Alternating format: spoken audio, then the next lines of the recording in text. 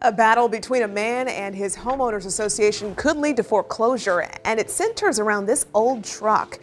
The showdown is happening in Chesterfield. This battle is now headed for a courtroom. For a classic car enthusiast, a patina-covered 1965 Ford F-250 is a dream car. In this particular case, the person is Andy Lipka from Chesterfield, Missouri. Andy has a deep love for this pickup truck because it reminded him of the car he grew up around. But for some people, the truck just looks old and rusty. One particular group of people is the homeowners association that Andy lives in, which is called the Woodfield Homeowners Association. The HOA wanted that rustic-looking truck removed and was willing to take him to court. But this was just the start of a lengthy battle. Stay tuned to see how it ends. His homeowners association hates it. The HOA can't just force Andy Lipka to get rid of the car without violating something within the rules. So the argument that they went after was that vehicles with moderately severe body damage can't be parked in the driveway.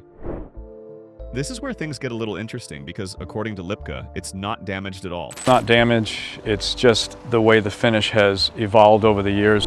Before we continue, if you can please click that like button and subscribe to our channel, it would be greatly appreciated. According to classic car lovers, Lipka is right. Unrestored paint and patina are indeed well sought after in the car community. Not only does Lipka love the way it drives, car auctions even have similar cars with original paint jobs getting six figures.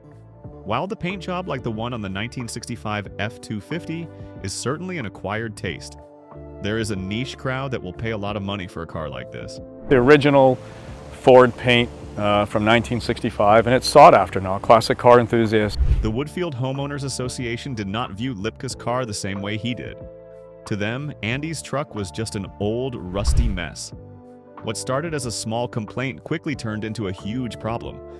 Lipka could have avoided this by moving one of his two other vehicles that he keeps in his garage into the driveway and putting the F-250 in the garage. But just like most people that are on this channel, he wasn't about to give in to the HOA. But Woodfield Homeowners Association wasn't giving in either. Instead of just giving Andy a warning, the HOA hit him with almost $3,000 worth of fines. And when he didn't pay, they took things even further and threatened foreclosure. Suddenly, this wasn't just about where he could park his truck.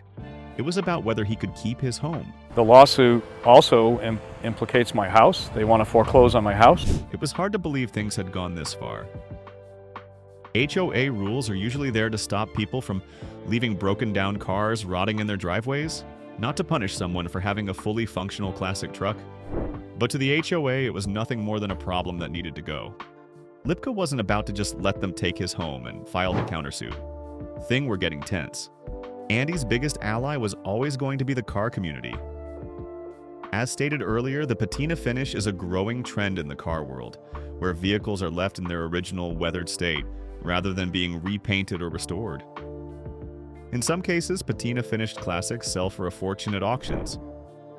Car experts like Noah Alexander, a well-known classic car builder from St. Louis and star of Speed is the New Black, know just how valuable these trucks are.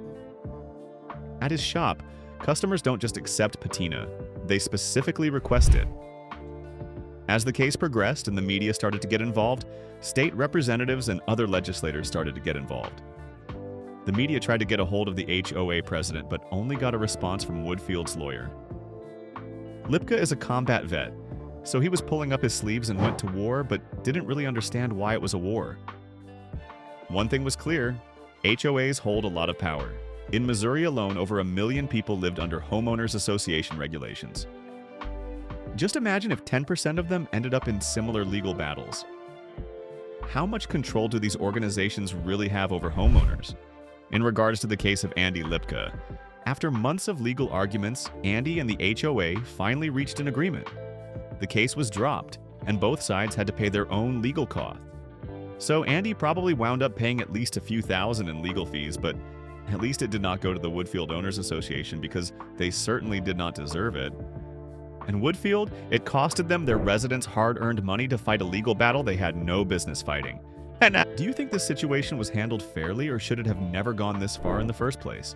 Share your thoughts in the comments. And if you enjoyed this story, don't forget to like and subscribe for more content like this.